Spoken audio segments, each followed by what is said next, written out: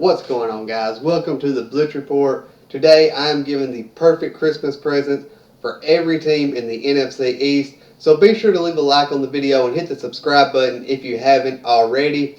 We're trying to get to 200 subscribers before 2018, and we're about a week away from Christmas from the time I'm doing this video. So let's go ahead and jump into this.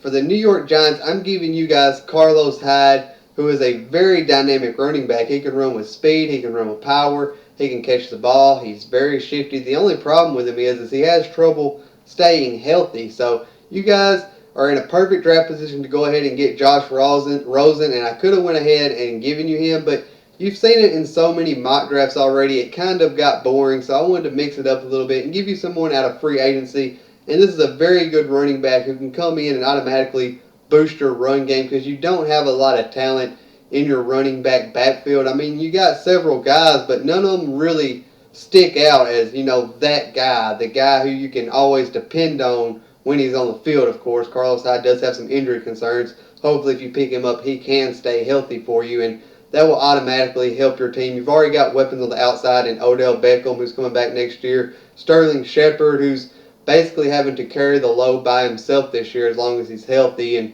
Brandon Marshall. So you got weapons on the outside. Get someone in the backfield who can also be a threat coming out of there. So teams, if they do stack the box on you, can beat them on the outside. They're playing a very prevent system, prevent scheme on you. You can hand the ball off and get a lot of yards running it. So you can become that pick your poison type of offense. Moving on to the Washington Redskins, I'm giving you guys Sammy Watkins. He's set to be a free agent at the end of the season. There was some rumors floating around when he first got traded to the Rams that he didn't want to be there. He didn't like being there. He was unhappy there. So I have a pretty strong feeling he's going to hit free agency after it's over. They're not going to re-sign him. You guys can go ahead and pick him up.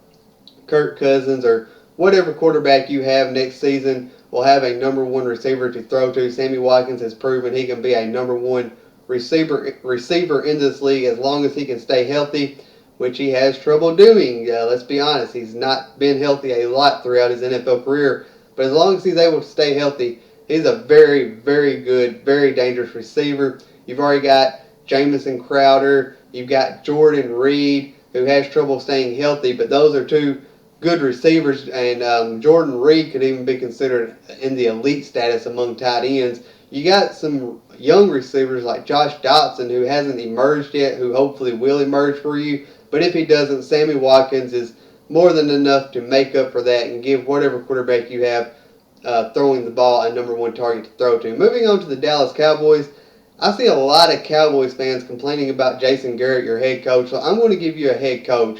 And the golden duck in this one, or the golden egg, I guess you could say, would be Jim Harbaugh. If you could talk him into coming out of Michigan and landing in Dallas. You see what happened to the 49ers after Jim Harbaugh left.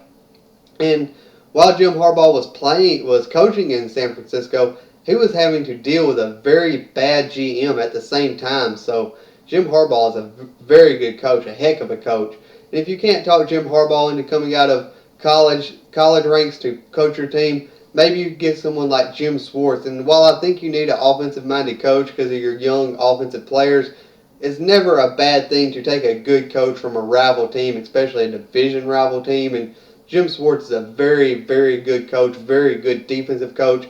His style of defense matches the defense that you've already built for and playing around. And you got a lot of young players on your defense as well, so he could definitely help them. Or you could look at someone like Mike Munchak, and you might hate that pick for you or that name being thrown out there, but he is a very good offensive line coach, and he can help get your offensive line back on track. Look what he's doing for the Steelers' offensive line. Look what he did for the Titans' offensive line back in the day. It was very good before it got very bad. So Mike Munchak could help get your team back to its core basics and build up on it from there. Mike Munchak wasn't a great coach or a great coach by any means, but he was a good coach. He wasn't a terrible coach, and he wasn't a great coach, but he was good. He was decent, and he can help you get back to your core basics at what you was really successful with a year ago.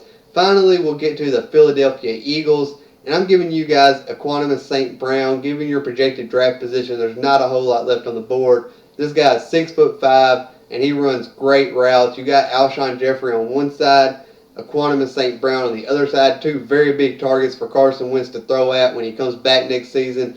And then you got Nelson Aguilar in the slot, who has proven to be a very good slot receiver in the league. So that just makes that offense go from good or really good to even better. So that is my Christmas presents for the NFC East.